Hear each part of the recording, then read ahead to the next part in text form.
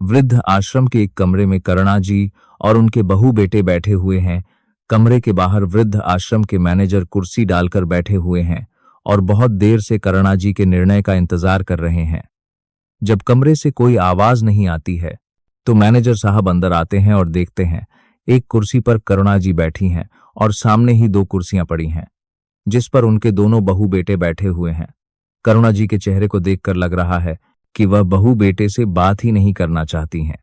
माँ, एक बार फिर सोच लो, घर में आपका पोता आ गया है, उसे आपकी बहुत जरूरत है। अगर उसकी दादी के होते हुए भी दादी का लाड प्यार न मिले तो ये तो उसके साथ आप नाइंसाफी कर रही हो। और माँ, तुम्हें पता है, गांव में हमारी जो जमीन थी भले ही वह थोड़ी थी, लेकिन हमारी जमीन के बीचों बीच हाईवे निकल रहा है। अब उस जमीन की कीमत करोड़ों में हो गई है। बेटे की बात सुनकर करुणा जी को बहुत गुस्सा आता है, लेकिन वह बेटे बहू से बहस नहीं करना चाहती हैं, इसीलिए चुप है। कमरे का माहौल एकदम से शांत है। चुप्पी को तोड़ते हुए मैनेजर साहब कहते हैं, अरे माता जी, क्या निर्णय लिया आपने? कुर्सी पर बैठा हुआ सुधीर कहता है, पता नहीं माँ को क्या हो गया है, चुपचाप बैठी हुई हैं, हाँ ना कुछ भी जवाब नहीं देती है। झुंझला हुए बेटा बहू कमरे से निकलकर अपनी कार में बैठकर चले जाते हैं। करुणा जी के चेहरे पर ना तो गुस्सा के भाव हैं और ना ही निराशा के, एकदम शांत है।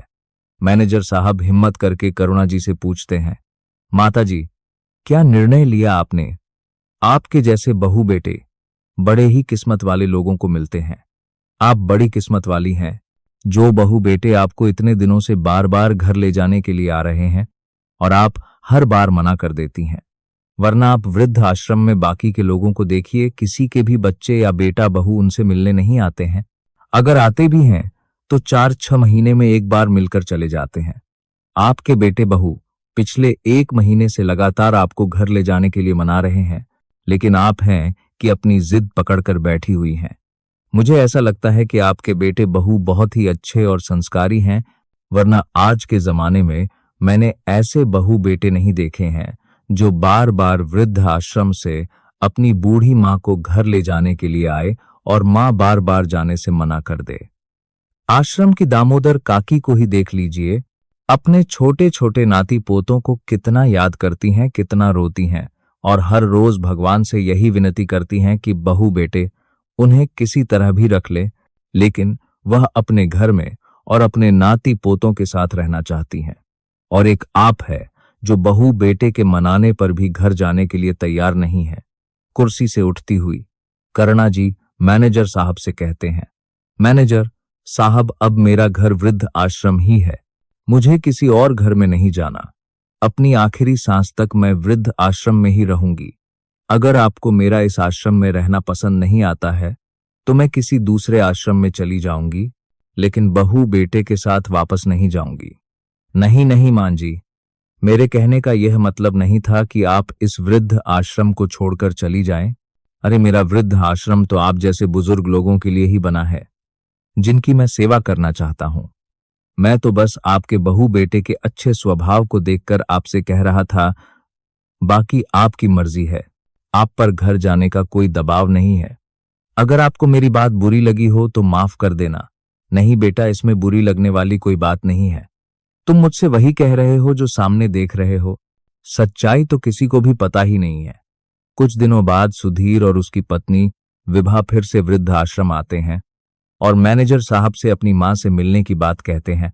सुधीर के अनुनय विनय सुनने के बाद मैनेजर साहब देखते हैं कि बहू के हाथ में एक बड़ा सा केक का डब्बा है, तो वह पूछते हैं, इसमें क्या है? विभा कहती है, अरे मैनेजर साहब, आज मेरी सासू मां का जन्मदिन है, इसीलिए मैं उनके लिए केक लेकर आई हूं। वृद्ध आश्रम में ही उनके साथ केक काट लूंगी। वह मेरे साथ घर आने के लिए तैयार नहीं है, तो मैंने सोचा मैं वृद्धाश्रम आकर ही उनके साथ जन्मदिन मना लेती हूं। मैनेजर साहब कहते हैं, एक बार माताजी से पूछकर आता हूं, उसके बाद ही तो मैं बताऊंगा। इस बार सुधीर और विभा अपने 2 महीने के बेटे को भी साथ में लाते हैं। मैनेजर साहब करुणा जी के कमरे में जाते हैं, लेकिन करुणा जी सब बातें सुनने के बाद बेटे बहू से मिलने से इनकार कर देती हैं और अपने कमरे के दरवाजे बंद करके बैठ जाते हैं।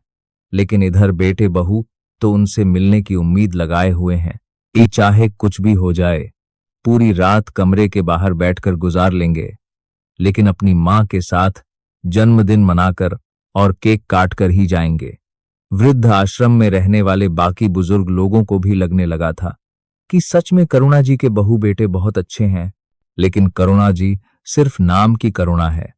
उनके अंदर जरा भी करुणा दया नहीं है, बड़े ही पत्थर दिल हैं। जब बेटे बहू उनसे इतनी मिन्नतें कर रहे हैं, बार बार घर चलने की गुजारिश कर रहे हैं, तो उन्हें घर चले जाना चाहिए। पता नहीं क्यों फालतू की रट लेकर बैठी हुई हैं। बुढ़ापे पर सभी लोग अपने परिवार के साथ ही रहना चाहते हैं, लेकिन एक करुणा जी है जो अपने परिवार से दूर भाग रही हैं। अगर हमारे बहू बेटे हमें लेने आते तो हम तो खुशी खुशी चले जाते। कुछ लोग तो यहां तक कह देते हैं कि जरूर करुणा जी में ही कमी होगी, तभी बहू बेटे उन्हें वृद्ध आश्रम छोड़ गए थे। अपनी बहू को परेशान करती होंगी, लेकिन अब वह वापस से अपनी मां को लेने के लिए आ गए। बाहर लोगों की यह सारी बातें सुनकर करुणा जी कमरे से बाहर आती हैं और बहू के हाथ से केक का डब्बा उठाकर फेंक देती हैं। गुस्से से कहती हैं, मैनेजर साहब, मैंने आपको पहले ही मना किया था कि मुझे अपने बहू बेटे से नहीं मिलना है, फिर क्यों बार बार आकर मुझे परेशान करते हैं। ना ही मेरा कोई बेटा बहू है और ना ही कोई पता। मेरे पति के जाने के बाद अब इस दुनिया में मेरा कोई नहीं है। कह दो इन दोनों से आज के बाद मुझे लेने ना आए। इस बार मैनेजर साहब को करुणा जी का व्यवहार बड़ा ही अटपटा लगता है। वह भी करुणा जी से नाराज होते हुए कहते हैं, क्या माता जी, आप भी बुढ़ापे पर अपनी अकड़ लेकर बैठी हैं? क्या कमी है तुम्हारे बहू बेटे में? ये तो सब देख रहे हैं कि तुम्हारे बहू बेटे कितने अच्छे हैं। बार बार तुम्हें मनाने के लिए आ रहे हैं, तुम हो कि जाने के लिए तैयार ही नहीं हो। अरे गलती से उन्होंने तुम्हें 1 साल पहले वृद्ध आश्रम भेज दिया था, लेकिन 1 साल में ही उन्हें अपनी गलती का एहसास हो गया और तुम्हें लेने के लिए आ गए। अब बड़ों का फर्ज बनता है कि छोटों को माफ कर दें, लेकिन आप तो अपनी अकड़ लिए बैठी हैं। करुणा जी के गुस्से को देखकर बेटे बहू चुपचाप से घर के लिए निकल गए, लेकिन आज करुणा जी चुप नहीं रही, क्योंकि बार बार वृद्ध आश्रम में जाकर उनके बेटे ने उनके अंतर मन को तोड़ दिया था, परेशान करके रख दिया था। किस तरह से पिछले 1 साल में उन्होंने अपने आप को संभाला है, अपने पति का घर छोड़कर वृद्ध आश्रम में एडजस्ट किया है। जब वह वृद्ध आश्रम में आई थी तो 4 महीने तक रो रो कर परेशान होती थी। यह तो वही जानती हैं। कितने टूटे हुए मन के साथ वह वृद्ध आश्रम में आई थी। बहू बेटे ने उन्हें बेइज्जत करने में कोई कमी नहीं छोड़ी थी। अपनी पिछली बातों को याद करके करुणा जी की आंखों में आंसू आ जाते हैं, लेकिन अब वह अपनी जिंदगी में आगे बढ़ चुकी हैं और दोबारा से उस नरक की जिंदगी में जाना नहीं चाहती। अपने आंखों के आंसू को पहुंच कमरे में जाने लगती हैं, लेकिन करुणा जी की आंखों में आंसुओं को देखकर मैनेजर साहब कहते हैं, मां जी, पिछले 1 साल में मैंने आपकी आंखों में एक बार भी आंसू नहीं देखे, लेकिन आज आपकी आंखों में आंसू क्यों है? जो भी है हम सबको बताइए, क्योंकि एक तरफ आपका बेटा बहू आपको लेने आ रहा है, दूसरी तरफ आंखों के आंसू कुछ और ही बात कह रहे हैं। कुछ तो बात है जो आप अपने दिल में छुपाए हुए हैं। ऐसे लग रहा है मानो दुखों का समंदर है जिसे आज तक हम सब नहीं देख पाए हैं। आसपास खड़े हुए लोग भी कहते हैं, हाँ करुणा जी, ऐसा क्या हुआ था जिसकी वजह से आप बेटे बहू के साथ नहीं जाना चाहती? कुछ तो ऐसा हुआ होगा जिसने आपको इतना कठोर बना दिया है।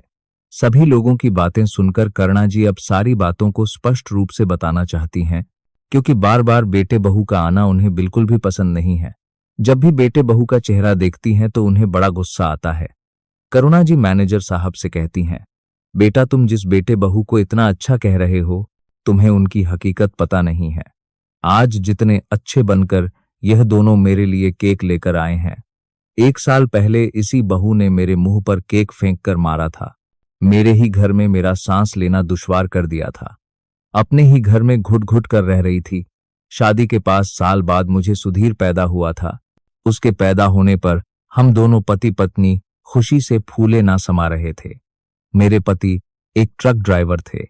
बड़ी मुश्किल से पैसे जोड़ जोड़ कर हम दोनों ने अपने बेटे को पढ़ाया लिखाया था, क्योंकि पैसों के अभाव में जिंदगी कितनी मुश्किलों से भरी होती है, यह हम दोनों पति पत्नी बहुत अच्छे से जानते थे। इसीलिए बेटे को पढ़ाकर इस काबिल बनाना चाहते थे कि उसकी जिंदगी अच्छी हो।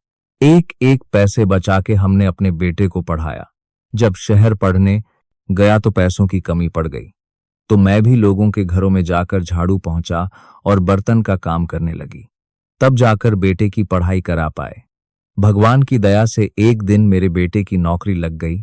नौकरी के बाद बेटी की शादी के लिए भी बहुत अच्छे अच्छे रिश्ते आने लगे, लेकिन बेटे को विवाह बहुत पसंद थी, तो हमने उसकी पसंद को ही अपनी पसंद स्वीकार किया और उसकी शादी विवाह से करवा दी। हम दोनों पति पत्नी ने पूरी उम्र बहुत काम किया था। बुढ़ापे पर मेरे पति के घुटनों में बहुत दर्द होने लगा, जिससे उन्होंने ट्रक चलाने का काम बंद कर दिया। उनकी तबीयत को देखते हुए मैंने भी अपने पति से कहा कि अब तो हमारे बेटे की नौकरी लग गई है, घर में इतने पैसे हैं कि भगवान की दया से हम अच्छे से रह लेंगे, और आपके पास भी कुछ पैसे बचे हुए हैं जिससे हम अपने पुराने घर को नया बनवा लेंगे। थोड़ी बहुत मदद बेटा भी कर देगा। लेकिन बहू बेटे को यह बात रास नहीं आई। बहू बेटे ने घर बनवाने के लिए तो मना नहीं किया, लेकिन पिताजी के ट्रक न चलाने की बात पर बहू भड़क गई और बोली, पिताजी ट्रक चलाना क्यों बंद कर रहे हैं? अभी उन्हें चलाते रहना चाहिए, उम्र ही कितनी हुई है। अभी से घर पर हाथ रखकर बैठ जाएंगे तो घर में इतने सारे खर्चे कैसे चलेंगे? एक मेरे पति अकेले कमाने वाले हैं और तुम दोनों के खर्च भी कम नहीं है। जैसे जैसे बुढ़ापे की तरफ जाओगे वैसे वैसे दवाइयों का खर्चा भी बढ़ जाएगा, तो अपने लिए इतना तो कमाते रहो कि दवाइयों का खर्चा निकलता रहे पूरा। अपने बहू बेटे के ऊपर आश्रित होकर मत बैठ जाओ, हमारे भी बहुत खर्चे हैं। बहू की बात सुनकर हम दोनों पति पत्नी अबाक रह गए। एक नजर बेटे की तरफ डाली कि शायद बेटा अपने पिताजी की तरफदारी में दो शब्द तो कहेगा कि पूरी जिंदगी पिताजी ने काम किया है तो क्या हो गया, आज उनसे काम नहीं बनता है तो आराम से घर पर बैठे, अब मैं तो कमाने वाला हो गया हूं। लेकिन बेटे ने हमारी सारी उम्मीदों के विपरीत कहा कि पिताजी तुम्हारी बहू सही कह रही है, तुम्हें अभी ट्रक चलाना नहीं छोड़ना चाहिए। बुढ़ापे पर थोड़ी बहुत तो दुख तकलीफ लगी ही रहती है, लेकिन इसका मतलब यह नहीं है कि तुम हाथ पर हाथ रखकर घर में बैठ जाओ।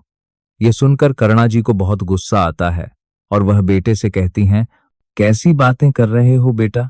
घुटनों के दर्द की वजह से तुम्हारे पिताजी ठीक से चल फिर भी नहीं पाते हैं और तुम ट्रक चलाने की बात कर रहे हो। अब उनकी उम्र ट्रक चलाने की नहीं रही है, बैठकर खाने की है। मेरी बात सुनकर बेटा तो अपने ऑफिस के लिए निकल गया, लेकिन बहू रसोई में बहुत देर तक बड़बड़ा रही। बहू बेटे की बात को सुनकर मेरे पति कहते हैं, भाग्यवान, हम एक काम करते हैं, अपने गांव वापस चलते हैं। गांव में हमारा टूटा फूटा कच्चा घर बना है और 2 बीघा जमीन भी है जो हमारे पूर्वजों की है, उसे मैं तुम्हारे नाम कर देता हूं।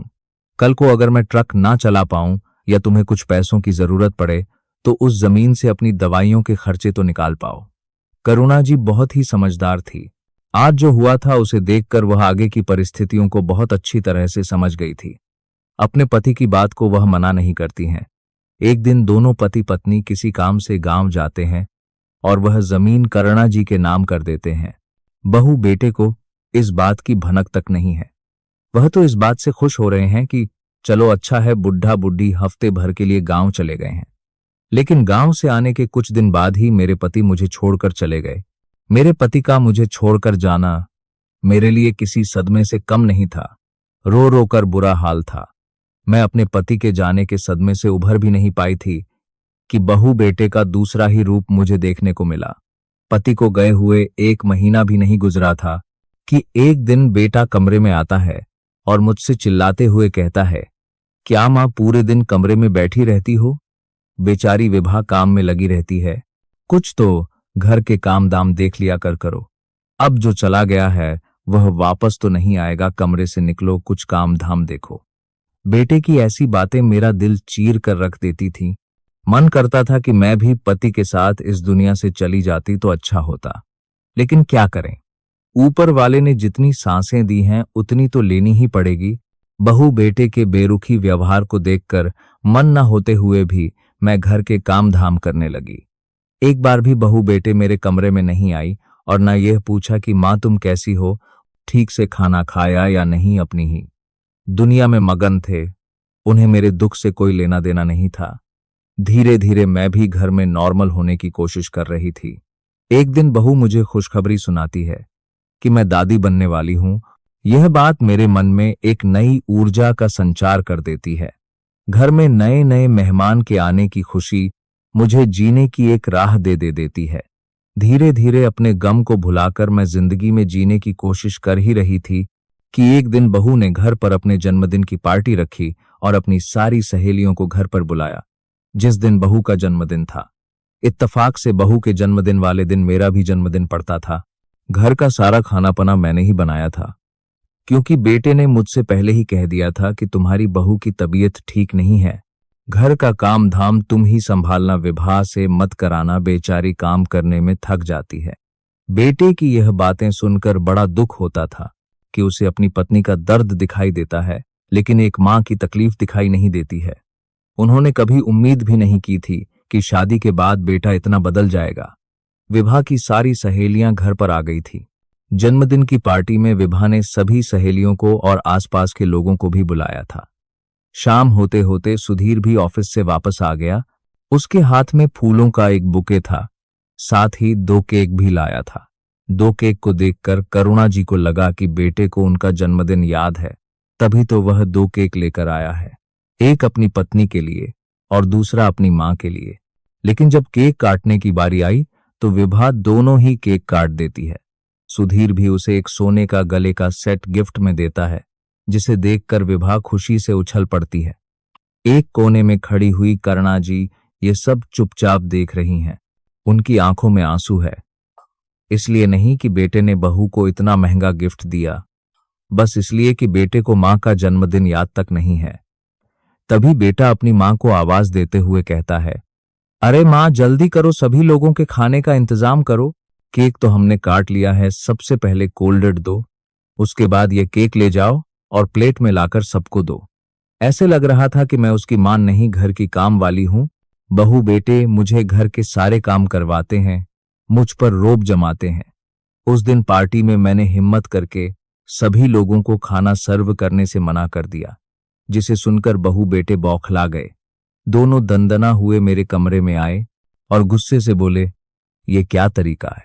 मांग कमरे में आकर फुलाकर बैठ गई हो, घर में इतने सारे लोग आए हैं, उनका खाना पना देखो।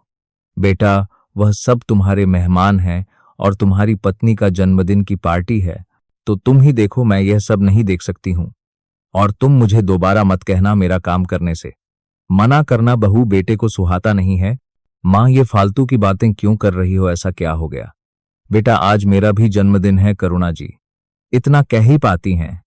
है कि बहू चिल्लाते हुए कहती है, ओहो, आज बुढ़िया का भी जन्मदिन है और इसका केक नहीं काटा, इसीलिए चिढ़ गई है। कोई बात नहीं, मैं केक कमरे में लाती हूं और इधर ही तुमसे केक कटवा देती हूं। नहीं बहू, मुझे कोई केक नहीं काटना और ना ही मैंने पहले कभी जन्मदिन पर केक काटा है। लेकिन बहू कटा हुआ केक उठाकर करुणा जी के पास ले आई और जबरदस्ती हाथ पकड़कर करुणा जी से केक कटवाती है और केक का एक पीस उठाकर करुणा जी के मुंह पर लगा देती है। बहू, ये क्या कर रही हो? मेरी नाक में केक भर गया है, सांस भी नहीं ले पा रही। आंख में भर दिया, कुछ भी दिखाई नहीं दे रहा। क्यों? मां जी, तुम्हें ही तो केक काटने का और जन्मदिन मनाने का बड़ा शौक हो रहा था। अब लो, काटो केक और लगाओ अपने मुंह पर। आजकल के बच्चे ऐसे ही तो जन्मदिन मनाते हैं, केक को काटकर मुंह पर लगाते हैं, तो वही तो कर रही हूं। सुधीर, मुझे कुछ दिख नहीं रहा, आंखों में जलन हो रही है। सुधीर झटके से हाथ पकड़कर उन्हें बाथरूम तक ले जाता है और कहता है, यह रही पानी की बाल्टी, जल्दी से मुंह धुलकर बाहर काम करने के लिए आ जाओ। लेकिन करुणा जी मुंह धोकर कमरे में आकर बैठ गई, अंदर से कुंडी बंद कर ली, चाहे कुछ भी हो जाए। अब वह बहू बेटे के घर में इतना अपमान सहकर नहीं रहेंगी, वह वापस गांव चली जाएंगी। लेकिन अब बहू बेटे के पास नहीं रहेंगी। पूरी रात करुणा जी रोती रही। बहू बेटे भी पार्टी करने के बाद सो गए। रात में पार्टी बहुत लेट तक चलती थी, इसीलिए सुबह 11 बजे तक सोकर नहीं उठे। करुणा जी ने अपने गांव जाने के लिए तैयारी कर ली थी, बस बहू बेटे के उठने का इंतजार कर रही थी। जब बहू बेटे 12 बजे सोकर उठे तो करुणा जी को तैयार देखकर बोले, अब सुबह सुबह कहाँ चलती बनठन कर? बेटा, मैं गांव जा रही हूं। अब उधर ही रहूं, बहुत रह लिया बहू बेटों के पास। अब बाकी की जिंदगी गांव में ही गुजार लूंगी। माँ, तुम गांव नहीं जाओगी? क्योंकि गांव के घर और जमीन को मैं बेचने की सोच रहा हूं। मुझे पैसों की जरूरत है। गांव की जमीन और घर को बेचकर मुझे अपने लिए एक कार खरीदनी है। चौंक हुए करुणा जी कहती हैं, सुधीर, तुम गांव के घर और जमीन को नहीं बेचेंगे, उस पर तुम्हारा कोई हक नहीं है। क्यों, मेरा हक क्यों नहीं है? वह घर तो पत्रिक है, तो पत्रिक पर मेरा पूरा अधिकार है।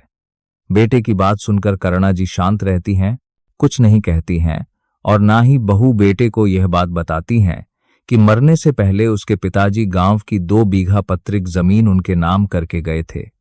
बहू करुणा जी के हाथ से बैग छुड़ाकर उन्हें एक कमरे में बंद कर देती है और कहती है, सुधीर, तुम्हारी माँ अगर गांव चली गई तो हमें गांव की जमीन और घर को बेचने में मुश्किल हो जाएगी।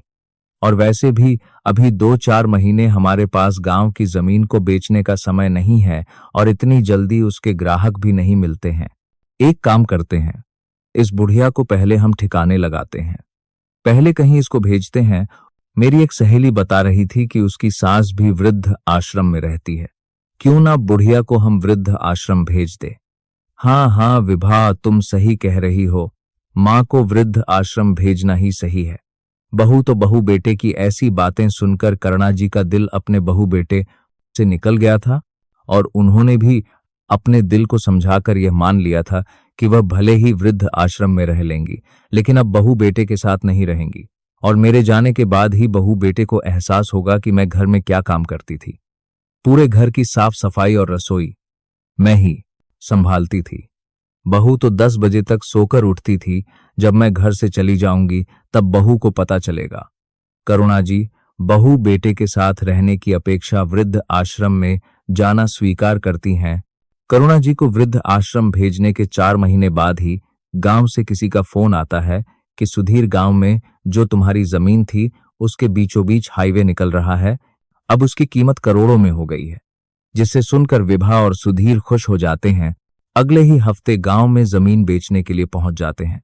लेकिन जब उन्हें यह पता चलता है कि पिताजी मरने से पहले जमीन मां के नाम करके गए थे, यह देखकर उनके पैरों के नीचे जमीन खिसक गई। घबराने लगे कि अब क्या होगा।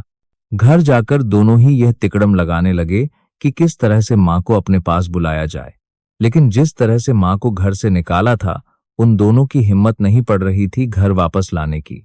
लेकिन जब विभा को बेटा पैदा हुआ तो उन्हें मां को वापस लाने का एक बहाना मिल गया और पोते के नाम पर वृद्ध आश्रम में बार बार जाकर उन्हें इमोशनली ब्लैकमेल करने की कोशिश करने लगे। इस बात को करुणा जी बहुत अच्छी तरह से समझ रही थी, क्योंकि बेटे ने पहली मुलाकात में ही उन्हें गांव के हाईवे वाले जमीन की बात बता दी थी और उन्हें सब समझ में आ गया था कि बेटा बहू उन्हें घर वापस क्यों ले जाना चाहते हैं। और बेटे के पैदा होने के बाद बहू को फ्री में उसके बच्चों को संभालने वाली एक आया भी मिल जाती जो उसकी सूसू पोटी साफ करती। बस यही वजह है मैनेजर साहब कि मैं बहू बेटे के पास नहीं जाना चाहती हूं। बहू बेटे मुझे किसी अच्छी नीयत से अपने साथ नहीं ले जाना चाहते। आप लोगों को लगता है कि मेरे बेटे बहू मुझे बहुत इज्जत देते हैं और मुझे बहुत प्यार करते हैं, जिसकी वजह से वह मुझे घर ले जाना चाहते हैं। ऐसी कोई बात नहीं है। वह तो मुझे सिर्फ अपने बेटे की आया बनाकर और गांव की हाईवे वाली जमीन को बेचकर पैसे हड़पना चाहते हैं। और जैसे ही उनका यह काम हो जाएगा, वह मुझे फिर से दूध में जिस तरह से मक्खी निकाल कर फेंकी जाती है, उसी तरह से बेइज्जत करके फेंक देंगे। और मैं बार बार बेइज्जत नहीं होना चाहती। एक बार बुढ़ापे पर बेइज्जती का दर्द बर्दाश्त कर लिया है, बार बार बर्दाश्त नहीं होगा। इस वृद्ध आश्रम में ही मेरा मन लग गया है। मैं बहू बेटे के घर नहीं जाना चाहती। करुणा जी की यह सारी बातें सुनकर मैनेजर साहब की आंखों में भी आंसू आ गए। आसपास जितने भी लोग बैठे थे वह सब भी भावुक हो गए। मुझे माफ कर दो करुणा जी, हमने आपको गलत समझा। मैनेजर साहब भी करुणा जी से माफी मांगते हुए कहते हैं, माता जी मुझे माफ कर दो। एक पल के लिए मुझे लगा कि आप गलत है, लेकिन अब समझ में आ रहा है कि बेटे बहू इतने दिनों से आपके पैसे हड़पने के लिए आपके पास आ रहे हैं। अब आज के बाद आपसे कोई कुछ नहीं कहेगा। आराम से इस वृद्ध आश्रम में रहिए। इधर आपको कोई परेशानी नहीं होगी। एक हफ्ता ही बीतता है कि सुधीर और विभा फिर से वृद्धाश्रम आ जाते हैं। मैनेजर साहब तो इन दोनों के आने का इंतजार ही कर रहे थे। दोनों को गेट पर देखते ही मैनेजर साहब पुलिस को फोन कर देते हैं। सुधीर कहता है, मैनेजर साहब, मेरी मां कहाँ है? मैं उन्हें लेने आया हूं और आज उन्हें हर हाल में लेकर ही जाऊंगा। कुछ भी हो जाए, आज सुधीर और विभा के स्वभाव में उनका असली रूप दिखाई दे रहा था कि वह पैसों के लिए अब सच्चाई का मुखौटा उतारकर जबरदस्ती पर उतर आए हैं। तभी करुणा जी अपने कमरे से आती हुई दिखाई देती हैं, तो सुधीर उनका हाथ पकड़कर कार में बैठाने की कोशिश करता है। चलो मां, घर चलो, मैं तुम्हें लेने आया हूं। तुम्हें 100 बार मना किया है लेकिन मानती ही नहीं हो। इस बार मैं नहीं मानूंगा, मैं जबरदस्ती तुम्हें अपने घर ले जाऊंगा। तभी वृद्ध आश्रम में पुलिस आ जाती है। मैनेजर साहब कहते हैं कि इंस्पेक्टर साहब, मैंने ही आपको फोन किया था, गिरफ्तार कर लीजिए इन दोनों को। जबरदस्ती एक वृद्ध महिला को परेशान कर रहे हैं और देखिए उनके साथ जबरदस्ती भी कर रहे हैं। उनकी मर्जी के खिलाफ घर ले जाने की कोशिश कर रहे हैं। मैनेजर साहब ने पुलिस को सारा मामला पहले ही समझा दिया था। एक पल की देरी किए बिना पुलिस सुधीर और विभा को पकड़ लेती है। पुलिस को देखकर सुधीर और विभा के पसीने छूट जाते हैं। मां, तुम यह सही नहीं कर रही हो, चिल्लाते हुए सुधीर कहता है।